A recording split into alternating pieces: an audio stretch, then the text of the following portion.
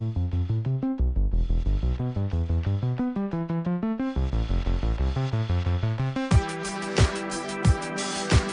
ke pantai, atau menaiki puncak gunung, melihat dataran indah, dan membayangkan lukisan alam Tuhan yang menakjubkan akan tersaji dalam sebuah liputan menarik juga eksklusif.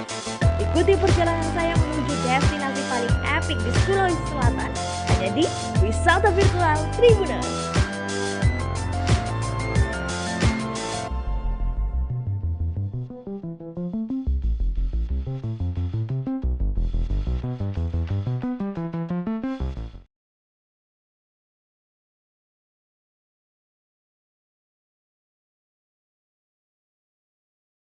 Program Ngopi, ngobrol virtual bersama Tribun Timur.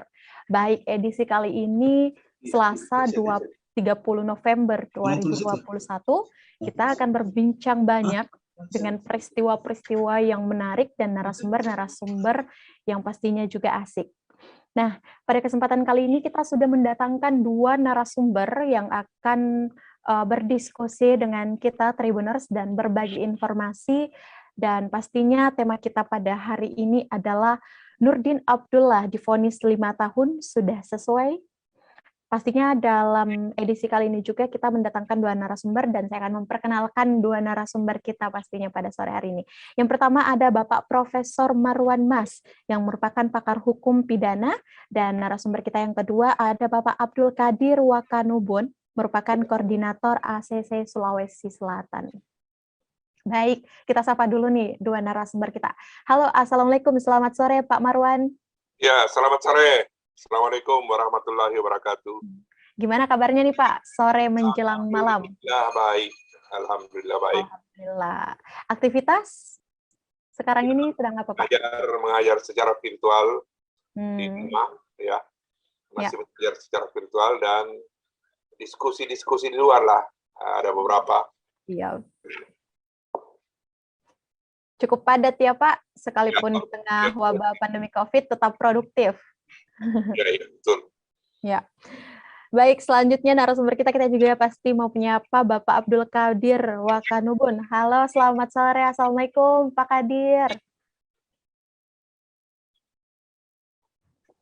Boleh dinyalakan dulu mikrofonnya nih Pak, sepertinya. Iya. Iya. Halo. Halo, ya kedengaran nih Pak. Gimana kabarnya Pak? Assalamualaikum, sore. Ya, waalaikumsalam warahmatullahi wabarakatuh. Selamat sore, salam sejahtera untuk kita semua. Baik. Aktivitas gimana Pak Qadir? Masih padat? Alhamdulillah masih berjalan sebagaimana mestinya. Saat ini juga sementara live dari kantor ACC. Wow, menjalankan dua aktivitas sekaligus produktif sekali Pak Qadir ini. Baik Pak, langsung saja sesuai tema kita pada sore hari ini, membahas mengenai Gubernur Sulawesi Selatan nonaktif Nurdin Abdullah, di mana kita ketahui bahwa Gubernur Sulawesi Selatan nonaktif Nurdin Abdullah divonis 5 tahun penjara dan denda 500 juta oleh pengadilan Makassar.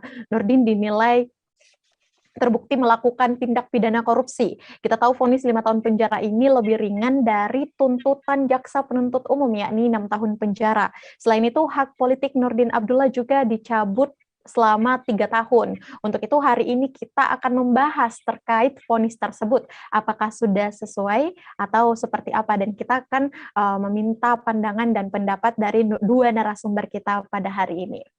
Baik Tribuners, yang pertama mungkin saya mau ke Pak Marwan terlebih dahulu nih. Ya. Baik Pak Marwan, bagaimana Anda melihat putusan hakim 5 tahun penjara bagi NA? Ya, kalau mau ditanya sesuai dengan topik atau judulnya ini, apakah sesuai? Pasti tidak sesuai. Ya. Pastilah tidak sesuai. Tapi yang jelas ya, yang saya respect bahwa hari ini apa yang sudah dilaporkan oleh teman-teman LSM Makassar. Jadi saya itu adalah juga bergabung di ACC selaku pembina di sana sama-sama dengan Pak Abdul Qadir. Sebelum laporan ini kan ada salah satu teman yang saya kira tidak usah saya sebutkan namanya, publik juga sudah tahu. Dia melaporkan ke KPK Dan kita restui itu dan kita dukung. Artinya dia yang melaporkan saja dulu, sendiri yang melaporkan, dan kita dukung dari Sulawesi Selatan. Nah, yang pasti adalah ternyata laporan mereka itu diputuskan oleh hakim terbukti. Nah, terbukti bersalah. Jadi sekarang itu adalah, meskipun putusan ini belum berkekuatan hukum tetap, tapi kita yakin, hakim yakin memutuskan ya bahwa terdakwa NA Nurdin Abdullah yang sekarang gubernur nonaktif itu ternyata terbukti melakukan korupsi. Ya. Diputuskan 5 tahun, itulah yang persoalan, nanti kita bicara sebentar. Karena yang pasti saya sudah jelaskan tadi tidak sesuai dengan pasal yang diterapkan. Iya. Ya. Baik, untuk Pak Kadir sendiri, bagaimana Anda melihat putusan hakim 5 tahun penjara bagi Nurdin Abdullah? Silahkan Pak Kadir.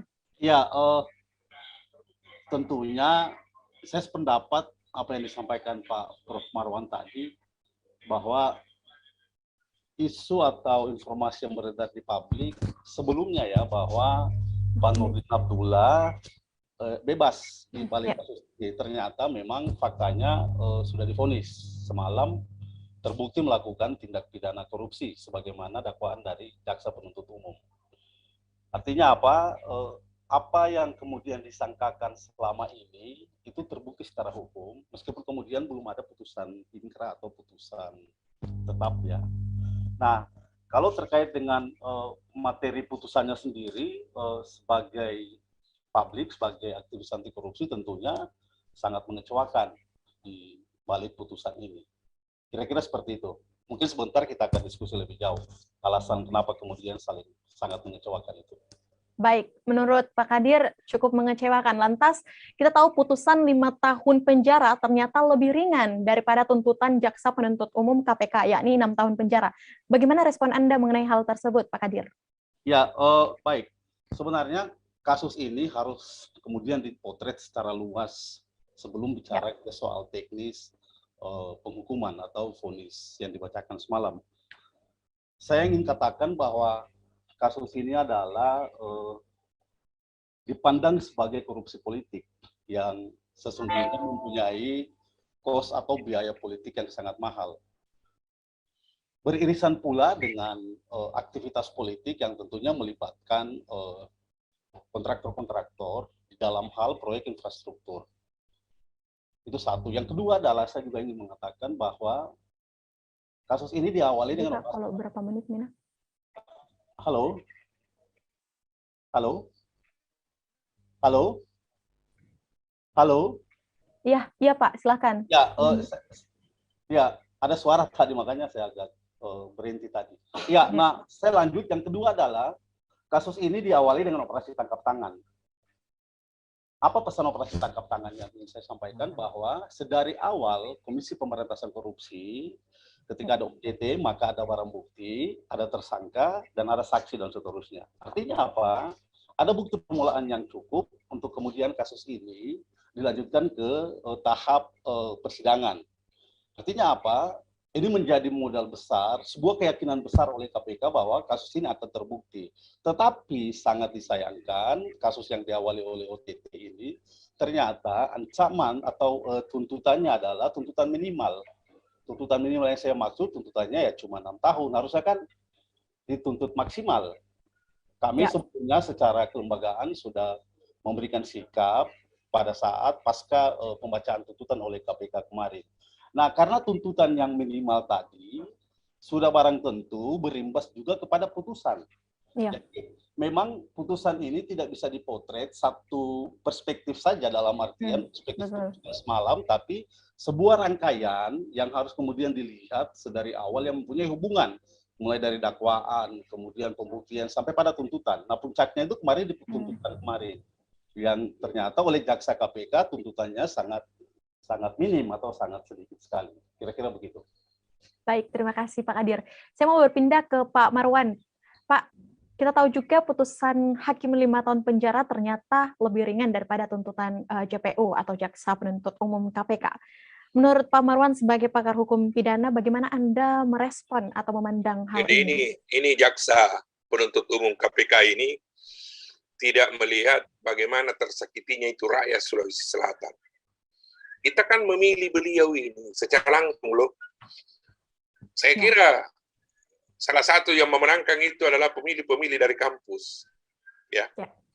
Dia terpilih, kita pilih secara baik. Kenapa setelah sampai di Asat, dia hianati pilihan kita? Lantaran dia hianati pilihan kita, makanya dia menyakiti rasa keadilan masyarakat Sulawesi Selatan. Mestinya ini dimaknai oleh jaksa penuntut umum bahwa rakyat Sulawesi Selatan itu tersakiti oleh tindak pidana yang dilakukan ini. Korupsi lagi, bikin malu kan? Korupsi itu adalah tergolong kejahatan luar biasa. Oleh karena itu, di dalam proses penanganannya harus dilakukan secara luar biasa. Salah satu keluar biasaannya di dalam putusan hakim adalah harus dijatuhi putusan hakim yang maksimal. Artinya maksimal sesuai dengan pasal yang dilanggar itu. Tetapi harus dimulai dengan tuntutan penuntut umum. Masa dituntut 6 tahun? Padahal ini pasal 12A ini yang dikenakan, yang terbukti di depan sidang pengadilan yang turut serta itu, ancaman pidananya tertinggi adalah seumur hidup. Jadi pidana seumur hidup. Atau pidana penjara maksimal 20 tahun, minimal 4 tahun. Jadi sangat minimalnya. Minimalnya 1 tahun saja tambahnya dari minimal. Ya. Ini yang jadi persoalannya bagi kita. Kita memilih mereka, jadi tadi sudah dikatakan oleh Pak Kadir bahwa ini adalah korupsi politik. Betul ini. Jadi ada kaitannya, rangkaian kaitannya adalah ini kan mau pemilihan kedua, mau masuk pemilihan kedua. Orang mencari uang untuk pemilihan kedua itu. Nah inilah yang harus dihentikan oleh KPK. Oke, baik. Korupsi politik inilah yang harus dihentikan ini. Bahaya kalau kita biarkan ini, terutama di Sulawesi Selatan. Bupati-bupati di bawah kita bahas, jangan ada yang seperti itu lagi. Baik Pak Marwan. Selanjutnya mungkin saya mau berpindah ke Pak Kadir lagi terlebih dahulu. Baik Pak Kadir, dengan sampai di tahun 2020, ICW menyatakan rata-rata vonis untuk kasus korupsi kepala daerah itu 6 tahun 4 bulan. Tuntutannya rata-rata 7 tahun 5 bulan. Berkaca dari vonis Nurdin Abdullah, seperti apa tanggapan Anda? Silahkan, Pak Kadir. Ya, halo. Iya, boleh. Ya, sebenarnya putusan ini juga harus kemudian dipotret punya hubungan dengan pencabutan atau judicial review terhadap peraturan pemerintah nomor 99 tahun 2012 tentang pengetatan persyaratan remisi untuk narapidana korupsi. Baik. Dia beririsan di situ. Kenapa? Karena ketika aturan tersebut sudah direvisi atau sudah dicabut oleh Mahkamah Agung, maka sudah barang tentu terdakwa atau kemudian terpidana tindak pidana korupsi ini tentunya sangat mudah untuk mendapatkan remisi. Kita hitung-hitung kalau di kasus Nurdin Abdullah sebutlah diputus 5 tahun, maka ya bisa saja jalani hukumannya itu sampai ya paling maksimal itu ya 2 tahun, dipotong dengan masa tahanannya. Mengingat karena begitu mudahnya untuk mendapatkan remisi, karena aturan pengetatan remisi PP yang saya maksud tadi itu sudah tidak berlaku lagi. Nah tentunya hal ini sangat ironi. KPK harusnya pada posisi ini harus kemudian menuntut lebih karena sudah tidak ada lagi saringan atau filter untuk kemudian orang begitu mudah mendapatkan sebuah remisi. Kira-kira itu poin yang ingin saya sampaikan. Baik Pak Kadir. Kita mungkin akan lanjut lagi. Selain divonis 5 tahun, Nurdin Abdullah juga didenda pidana 500 juta dan ditambah uang pengganti 2.187.600 dan $350. Apakah menurut Pak Kadir ini setimpal? Silahkan Pak. Iya, ini kan tentunya sebenarnya tidak semua tuntutan KPK itu uang pengganti maupun denda tadi itu dipenuhi oleh putusan majelis hakim karena ada beberapa yang kemudian dikoreksi. Olehnya itu memang secara prinsipal kami ingin mengatakan KPK jangan abai untuk kemudian membiarkan kasus ini selesai di tingkat 1. Sebagai bentuk komitmen tindak pidana korupsi, KPK segera untuk kemudian mengambil sikap untuk banding. Kenapa? Karena menurut informasi yang kami dapat, KPK masih pikir-pikir untuk kemudian menentukan sikap apakah banding atau tidak. Olehnya itu, melihat fenomena ini, di mana terkait dengan hukuman dasar tuntutan KPK ternyata di courting 1 tahun, tuntutan 6 tahun tadi, kemudian juga uang pengganti maupun uang denda juga di courting juga. Olehnya itu menjadi alasan yang sangat kuat untuk KPK segera melakukan upaya hukum banding, supaya kemudian kasus ini tidak berhenti di tingkat 1. Kira-kira itu. Baik, Pak Kadir. Kita berpindah ke Prof. Marwan. Baik, Pak Marwan. Iya, jadi bagaimana Anda menanggapi dari akumulasi dari semua yang diberikan kepada Nurdin Abdullah? Bagaimana tanggapan Anda? Apakah ini sudah memberikan efek jerah? Saya sudah mengerti. Jadi teorinya adalah, silahkan. Teori putusannya adalah dijatuhi 2 putusan. Pertama adalah putusan pokok, yang kedua adalah hukuman tambahan. Hukuman pokok itu adalah penjara 5 tahun dan denda 500 juta rupiah. Nah, mengenai 500 juta ini, apabila dalam jangka 1 bulan setelah putusan berkekuatan hukum tetap, kemudian terpidana misalnya Nurdin Abdullah dia tidak mampu bayar atau dia tidak bisa membayar, maka bisa diganti, disubsidiar dengan hukuman 1 tahun penjara. Akan tetapi, ada ketentuan di dalam pasal 18 ayat 3 itu. Jaksa bisa menyita harta bendanya untuk membayar 500 juta itu. Masa 500 juta dia tidak bisa bayar? Orang kaya kok, dia pengusaha. Jadi 500 juta itu harus dioptimalkan bayar. Bukan berarti persoalan apa ya, bukan berarti kita dendam, kita apa. Ini adalah kejahatan luar biasa loh. Harus dioptimalkan itu pidana dendanya. Jangan disubsidiar 1 tahun penjara. Lebih gampang dia 1 tahun. Kan itu subsidiarnya. Jadi harus jaksa harus efektif. Jaksa KPK harus reaktif. Mencari, menelusuri di mana harta bendanya supaya dikumpulkan 500 juta, diganti itu uang dendanya. Nah, sekarang hukuman tambahan. Hukuman tambahan ada 2. Disuruh mengganti juga uang kerugian keuangan negara 3,5 miliar. Ya. Nah, yang 3,5 miliar ini, ya, itu hanya sepertujuhnya dari 500 juta. Jadi lebih tinggi 3,5 miliar daripada 500 juta. Tetapi hakim menetapkan kalau dia tidak mampu bayar itu uang pengganti kerugian keuangan negara, maka dia diganti 4 bulan penjara. Ini juga harus diefektifkan. Nah, di sini yang dicari adalah harta benda dari hasil korupsi. Kalau yang tadi itu tidak. Harta benda asalnya bisa dipakai membayar untuk denda. Sedangkan ini adalah yang dicari, ditelusuri oleh KPK itu adalah di mana itu yang 500, yang 3,5 miliar yang kerugian keuangan negara itu, di mana dia sembunyi, di mana dia simpan. Itu yang pertama. Dan yang kedua adalah dijatuhi pidana tambahan, dicabut hak politiknya selama 3 tahun. Artinya, setelah terdakwa ini, terpidana ini menjalani hukumannya, barulah dihitung 3 tahun ke depan. Tidak boleh dia ikut lagi pilkada, tidak boleh lagi ikut pemilihan kepala daerah, tidak boleh lagi ikut dia pemilihan calon legislatif, bahkan calon kepala desa pun dia tidak boleh ikut. Karena itu hak-hak politiknya. Nah, rangkaian ini sebetulnya ya, kalau orang lihat ini terlalu, sebetulnya sudah sangat berat kalau kita lihat ya. Tetapi itu yang intinya tadi, hukuman seumur hidup hanya dihukum 6 tahun. Itu masalahnya ya. Disitulah persoalannya, dan itu bisa kita perdebatkan secara teori ya. Dengan dasar bahwa korupsi adalah kejahatan luar biasa. Mestinya KPK sekarang ini harus berpikiran begitu, Bos. Anda itu dibentuk KPK dulu karena kejahatan luar biasanya itu. Di dalam undang-undangmu, di penjelasan umum alinea kedua, undang-undang KPK, di situ dijelaskan itu mengenai kejahatan luar biasa. Jadi KPK itu dibentuk karena korupsi ini kejahatan luar biasa. Biarlah KPK yang memberantas korupsi itu secara luar biasa, diberikanlah 12 kewenangan itu. Ya. Meskipun yang 12 kewenangan yang pamungkas itu dihambat oleh Undang-Undang Nomor 19 Tahun 2019 tentang perubahan kedua Undang-Undang KPK itu. Ya. Yang membatasi saya kemudian dibentuk itu Dewan Pengawas. Minta izin Dewan Pengawas kalau mau melakukan penyadapan. Ternyata itu kan ditolak oleh Mahkamah Konstitusi. Jadi menyadap, merekam telepon boleh, tidak perlu lagi izin sama Dewan Pengawas.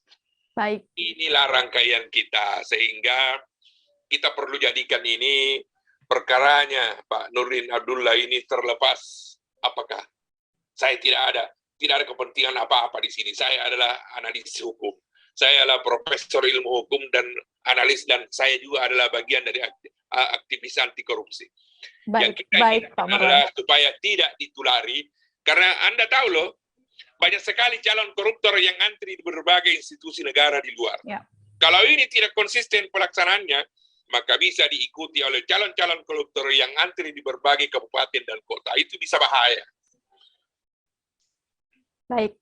Baik Pak Marwan, terima kasih atas tanggapan Anda. Saya tadi juga sempat mendengar mengenai akumulasi dari yang didapat oleh NA, pencabutan hak politik 3 tahun. Saya mau mendengar dulu tanggapan dari Pak Kadir. Seperti apa Pak Kadir dengan pencabutan hak politik 3 tahun? Bagaimana dengan hal tersebut? Ya, tentunya ya ini kan harus kemudian diapresiasi ya, meskipun kemudian idealnya memang 5 tahun. Tapi sudah divonis itu 3 tahun. Kami mengapresiasi tersebut. Kenapa? Karena case Pak Nurdin Abdullah ini, yang saya katakan di awal, case ini tidak terlepas daripada rangkaian proses politik. Jadi memang amanah atau kemudian kepercayaan warga yang Sulawesi Selatan yang diberikan kepada Pak Nurdin Abdullah itu ternyata tidak dijalankan secara baik. Olehnya itu memang patut untuk kemudian dijatuhi hukuman terkait dengan pencabutan hak-hak politik tersebut. Artinya apa? Ini menjadi sebuah presiden baik untuk kemudian seluruh pejabat publik itu harus kemudian secara hati-hati dalam atau kemudian secara cermat dan secara baik dalam memimpin atau menjalankan roda pemerintahan. Ya, baik Pak Kadir, terima kasih. Nah, saya juga mau mendengar selanjutnya kembali lagi ke Pak Kadir dulu sebelum kita ke Pak Marwan. JPU KPK mengapresiasi putusan vonis hakim padahal kurang satu tahun dari tuntutan 6 tahun. Bagaimana sebenarnya Pak Kadir sendiri melihat hal itu sebelum saya berpindah ke Profesor Marwan? Silahkan Pak Kadir. Iya, sebenarnya ini bentuk saya di beberapa media mengatakan bahwa ini bentuk semacam kikuk begitu, tanda petik ya, sikap kikuk. Kenapa? Karena di tuntutannya itu 6 tahun, tapi divonis 5. Nah, KPK yang kemudian boleh dibilang semacam kikuk begitu atau serba salah untuk kemudian menyikapi terkait dengan putusan tersebut. Artinya apa?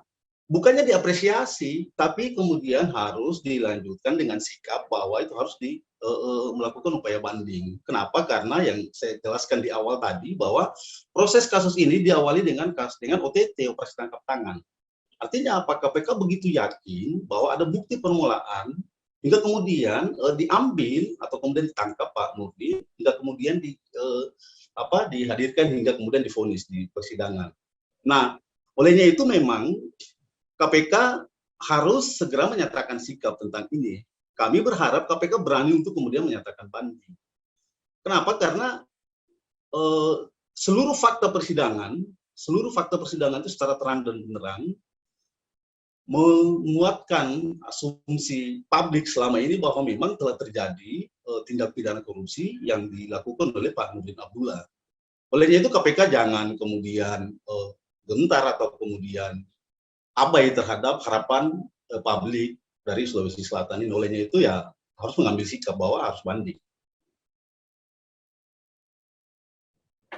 Baik Pak Kadir, terima kasih untuk tanggapan Anda. Untuk Prof. Marwan, bagaimana Anda melihat dengan Jaksa Penuntut Umum KPK yang mengapresiasi putusan vonis hakim padahal kurang dari 1 tahun dari tuntutan 6 tahun? Setelah mendengar pendapat dari Pak Kadir, silahkan Prof. Maaf Prof, mungkin bisa dinyalakan mikrofonnya terlebih dahulu suaranya tidak Jadi kedengaran. jaksa KPK ini adalah memberikan apresiasi yang keliru, yang membodohi masyarakat, merusak tatanan kehidupan masyarakat dalam perspektif bahwa korupsi itu kejahatan luar biasa. Suatu perkara korupsi ya, jadi begini ya. Suatu perkara korupsi itu dijatuhi berat, dijatuhi ringan. Itu hakim akan ada di dalam pembacaan putusannya unsur yang memberatkan, unsur yang meringankan. Itu diatur di dalam Undang-Undang Kekuasaan Kehakiman, Undang-Undang Nomor 48 Tahun 2009 tentang Kekuasaan Kehakiman. Hakim diberi kewenangan untuk menilai unsur yang memberatkan dan unsur yang meringankan. Lantaran dia menjatuhkan hukuman di bawah tuntutan jaksa penuntut umum, yaitu hanya 5 tahun, padahal jaksa penuntut umum menuntut 6 tahun, berarti dia menganggap lebih ringan. Ada yang meringankan apa yang dilakukan selama ini oleh Nurdin Abdullah. Apa yang meringankannya itu? Tadi malam saya tidak dengar. Artinya, unsur yang meringankan itu yang sehingga dia menjatuhkan putusan 5 tahun, saya tidak dengar sama sekali karena saya tidak bisa dengar secara langsung itu putusan ini. Tadi malam juga saya sedang, pada saat pembacaan putusan itu saya lagi mengajar melalui virtual di S2. Ya. Jadi kita tidak dengar apa yang membuat, padahal unsur memberatkannya jauh lebih berat loh. Unsur memberatkannya itu kau dipercaya dipilih langsung oleh rakyat jadi gubernur. Itu yang paling sangat memberatkan. Lalu apa yang meringankan? Sehingga dihukum 5 tahun. Kita harus telusuri itu. Yang meringankannya ini harus dipersoalkan. Makanya saya bilang sependapat, itu KPK, jangan diam-diam dong. Meskipun hanya 1 tahun di bawahnya, dia harus melakukan upaya banding. Saya kira ketika sampai perkara ini di pengadilan, di Mahkamah Agung, akan berubah putusan itu. Boleh jadi saya berharap jauh lebih berat ancamannya. Karena ini persoalannya bukan persoalan kita mau menghukum orang atau apa ya. Supaya jangan diikuti, membuat jera bagi terpidana, dan tidak bisa diikuti oleh calon koruptor yang antri di berbagai institusi negara. Itu intinya putusan. Baik, Prof. Marwan. Terima kasih untuk tanggapan Anda. Baik, Tribuners, setelah ini kita akan berbincang juga mengenai peluang apakah Nur NA akan mendapatkan banding atau bagaimana ke depannya.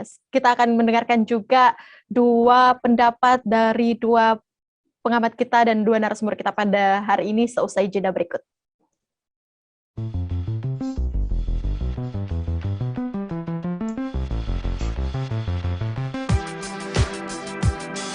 Jalan-jalan ke pantai, atau menaiki puncak gunung, melihat dataran indah, dan membayangkan lukisan alam Tuhan yang menakjubkan akan tersaji dalam sebuah liputan menarik juga eksklusif. Ikuti perjalanan saya menuju destinasi paling epik di Sulawesi Selatan, hanya di Wisata Virtual Tribuners.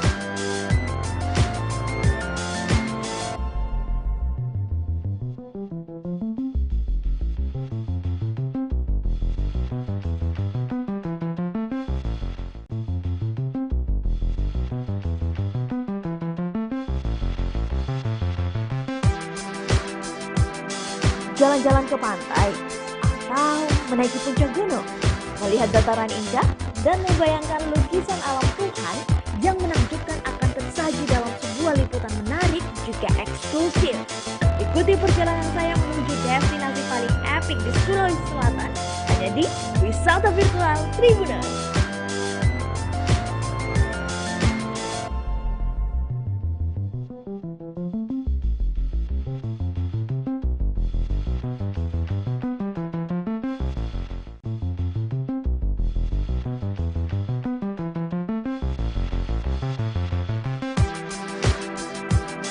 Jalan-jalan ke pantai, atau menaiki puncak gunung, melihat dataran indah, dan membayangkan lukisan alam Tuhan yang menakjubkan akan tersaji dalam sebuah liputan menarik juga eksklusif.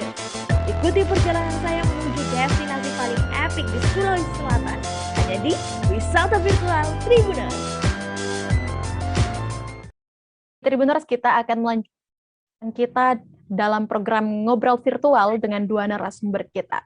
Saya mau melangkah pertama ke Pak Kadir terlebih dahulu. Halo Pak Kadir, masih terhubung? Bisa dengar suara saya? Masih. Baik Pak.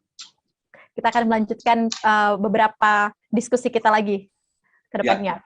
Nah, menurut Pak Kadir sendiri, apakah masih ada peluang bagi NA untuk melakukan banding? Dan jika ada, seperti apa peluangnya ketika NA mengajukan banding misalnya? Ya, tentunya kalau peluang masih punya peluang. Tapi saya yakin berpikir-pikir untuk kemudian melakukan banding karena soal ancaman hukuman tadi. Kemudian juga yang kedua, ya berpikir untuk kemudian melakukan banding karena soal sudah tidak adanya lagi pengetatan remisi. Artinya itu ya pasti berpikir secara serius. Kenapa? Karena ketika melakukan banding maka sudah barang tentu bisa saja putusannya berubah. Bisa ringan, bisa juga kemudian naik. Kira-kira itu kalau dimintai pendapat tentang upaya atau peluang melakukan banding atau tidak. Tapi tentunya ini semuanya kembali lagi kepada Pak Nurdin Abdullah maupun pengacara dari beliau. Baik, Kadir. Prof. Marwan. Iya. Bisa dengar suara saya? Baik, ya, Pak. Jadi melihat fakta kasusnya, ini kan banding itu ada dua sasaran. Pertama, dia bisa dibebaskan. Yang kedua, bisa diringankan hukuman. Untuk dibebaskan, saya kira tidak akan mungkin. Fakta kasusnya sudah jelas bahwa dia adalah pelakunya, bahwa dia melakukan korupsi, dia menerima suap. Dia menerima suap dari pengusaha secara bersama-sama. Nah, itu intinya ya. Mengenai akan diringankan atau diberatkan, saya selalu berharap kalau betul-betul Pak Nurdin Abdullah ini melakukan banding, saya curiga pengadilan tinggi akan menjatuhkan putusan yang jauh lebih berat. Boleh jadi dia jatuhkan di atas dari tuntutan penuntut umum, atau boleh saja mengikuti 6 tahun tuntutan penuntut umum. Itu pandangannya tadi, kejahatan luar biasa.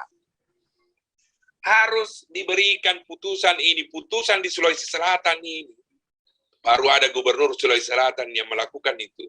Ini harus menjadi contoh supaya bupati-bupati di bawah tidak mencari uang untuk mengumpulkan, untuk dijadikan bahan biaya pilkada. Kan ini juga ada kaitannya. Jadi di dalam perkara ini itu ada sogokan dari oknum dari pengusaha yang di Bulukumba itu menyogok lebih 1 miliar kepada terdakwa ini, terpidana Pak Nurdin Abdullah ini, untuk memberikan dana supaya salah satu calon yang didukung oleh Nurdin Abdullah itu di Bulukumba itu daerah saya tuh. Saya tahu semua. Ya. Salah satu yang dia dukung adalah dia mintakan dana bantuan pembelian alat kampanye lah atau apalah dari pengusaha yang di Bulukumba itu melalui dia. Jadi memang ada rangkaiannya, memang bahaya ini kalau dibiarkan, bahaya ya. Anda tahu kan, ada dana yang dikumpulkan dari pengusaha Bulukumba itu untuk disumbangkan ke salah satu calon yang didukung oleh Nurdin Abdullah. Itu harus dicatat, bahaya kalau ini tidak ditelusuri, tidak dipotong, harus dipotong supaya tidak ada lagi yang begitu meniru-niru. Oke, baik Pak Marwan. Inilah contohnya, inilah desainnya. Dari sinilah harus kita desain supaya berhenti ini, kita lupakan semuanya. Okay. Mudah-mudahan ini juga menjadi perhatian dari senior saya itu, Bapak Nurdin Abdullah. Oke, terima kasih. Assalamualaikum warahmatullahi wabarakatuh. Baik Pak, belum ditutup. Baik belum. Pak Prof, terima kasih. Kita mau berpindah satu pertanyaan lagi kepada Pak Kadir. Pak Kadir masih terhubung? Ya, masih. Yang terakhir ini Pak, bagaimana Anda melihat apakah adakah kemungkinan KPK akan menelusuri lebih jauh pemberi gratifikasi ke Nurdin Abdullah? Silakan Pak. Ya, tentunya itu menjadi harapan publik karena fakta yang kemudian terungkap di persidangan secara terang benderang menyebut baik nama dari kontraktor, kemudian nama juga dari ASN atau birokrat Pemprov, kemudian juga satu nama yakni pegawai BPK. Itu disebut juga di fakta persidangan perkara ini. Olehnya itu memang harapan kami adalah KPK tidak berhenti di kasus Nurdin Abdullah. Kenapa? Karena ini satu rantai kejahatan tindak pidana korupsi yang melibatkan banyak pihak. Olehnya itu, bentuk komitmen dan bentuk keseriusan ini, maka KPK segera untuk kemudian membuka dan menindaklanjuti terkait dengan fakta-fakta persidangan yang terungkap di persidangan selama ini. Saya kira itu. Baik, Pak Kadir. Ya, jadi saya lanjutkan, Pak Kadir. Ya, jadi silakan Pak, saya persilahkan dulu. Korupsi itu adalah kejahatan berjamaah.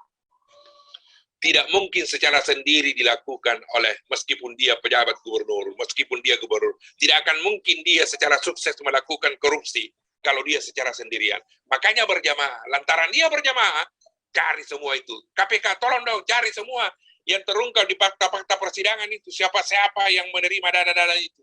Siapa-siapa yang terlibat dalam pengumpulan dana itu. Dana untuk sumbangan masjid, dana untuk sumbangan kepada calon, dana yang lain-lain. Jadi harus ditelusuri ya.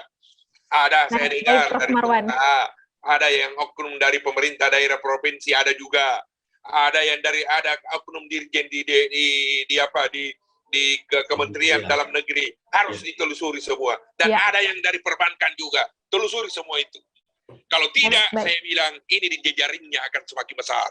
Kita harus potong jejaring korupsi ini yang berjamaah. Terima kasih. Baik, terima kasih Prof. Marwan, terima kasih juga Pak Kadir.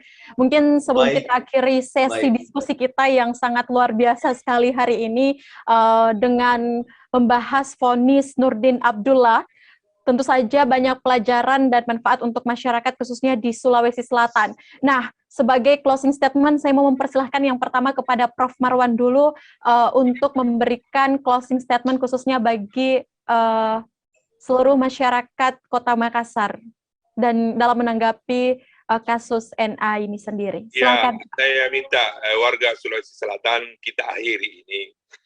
Kita akhiri perkara ini dan putusan-putusannya biarlah berjalan secara hukum seperti yang saya jelaskan tadi. Kalau banding, semoga ada putusan yang lebih menjerahkan. Jadi intinya adalah supaya ini tidak terulang ke depannya. Ya. Itu yang kita harapkan. Dengan ada diskusi ini, saya juga berharap tidak ada yang merasa sakit hati. Saya ini terus terang loh, saya ini alumni SPG Bantaeng. Saya itu tamat di sekolah Bantaeng. Saya tahu itu orang-orang di Bantaeng. Banyak juga teman-teman saya yang dari Bantaeng yang mendukung, bahkan lebih banyak yang tidak mendukung. Lebih banyak yang menyatakan harus diproses itu. Baik, Pak. Dia kan bangun katanya dua kali bupati di sana membangun itu Bantaeng. Saya tahulah. Jangan diceritakan soal itu, soal saya. Baik, bagaimana harapan Anda, Pak Prof? Ya, harapan Anda adalah agar korupsi ini tidak terulang dilakukan oleh pejabat-pejabat kepala daerah. Yang saya inginkan adalah pejabat kepala daerah tidak ada lagi yang melakukan korupsi di Sulawesi Selatan. Baik gubernur, saya berharap kepada Pak yang sekarang melaksanakan pemerintahan kepala daerah yang melanjutkan itu, selaku pejabat gubernur, lanjutkan pemerintahan itu, Bos. Pak Sudirman, silakan jalankan sesuai dengan janji Anda. Dulu kan Anda berjanji dengan Pak Nurdin Abdullah. Laksanakan itu janji-janjimu. Karena kau berpasangan, meskipun dia diproses, meskipun dia kena kasus, Anda yang laksanakan dong. Penuhi janji-janjimu, bangun ini Sulawesi Selatan. Terima kasih. Terima kasih Prof. Marwan atas harapan dan masukan Anda. Saya lanjutkan kepada Pak Kadir. Silahkan Pak Kadir, bagaimana harapan Anda atau mungkin closing statement yang mau Anda sampaikan mengenai kasus Nurdin Abdullah ini dan khususnya mungkin masyarakat di Sulawesi Selatan. Ya, baik. Yang pertama saya ingin katakan bahwa pemerintah Provinsi Sulawesi Selatan secara intens berkoordinasi dengan KPK dalam hal program pencegahan tindak pidana korupsi. Nah, saya ingin katakan bahwa di balik proyek atau program pencegahan tindak pidana korupsi ternyata tidak berhasil untuk kemudian melakukan pencegahan tindak pidana korupsi di Sulsel. Hal ini terbukti dengan OTT Pak Nurdin Abdullah. Itu pertama. Yang kedua adalah saya ingin berpesan kepada seluruh masyarakat bahwa kasus Pak Nurdin Abdullah ini menjadi kasus yang terang benderang, melibatkan multi pihak, melibatkan banyak orang terkait dengan tindak pidana rasuahnya. Olehnya itu, sebaiknya dalam bentuk komitmen anti korupsi, maka harus dihindari atau tidak melakukan tindak pidana korupsi. baik dalam pemerintahan maupun kemudian dalam aktivitas pengadaan dan seterusnya. Saya kira itu dua closing statement.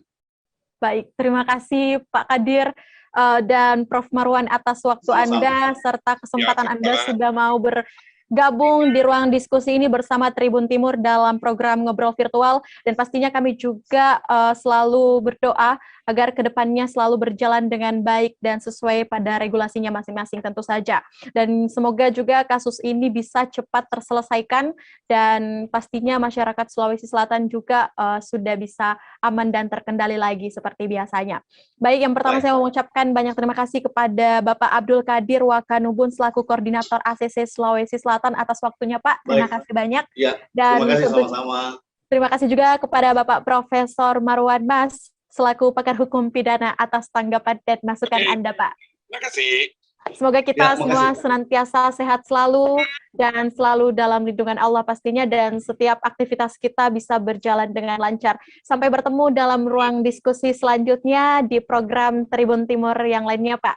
Terima kasih, dan saya Kinan Aulia selaku host dalam Ngobrol Virtual edisi kali ini. Jangan lupa untuk terus menyaksikan program Ngopi bersama Tribun Timur setiap minggunya, dan juga saya mengucapkan terima kasih kepada semua Tribuners, tetap jaga kesehatan dan jangan lupa untuk melakukan vaksinasi. Saya Kinan Aulia, mewakili kru yang bekerja, pamit, terima kasih dan sampai jumpa.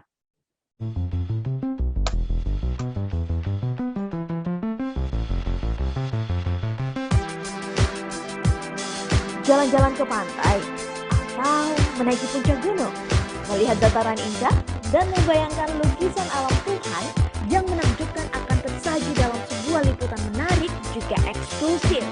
Ikuti perjalanan saya menuju destinasi paling epik di Sulawesi Selatan, hanya di Wisata Virtual Tribuners.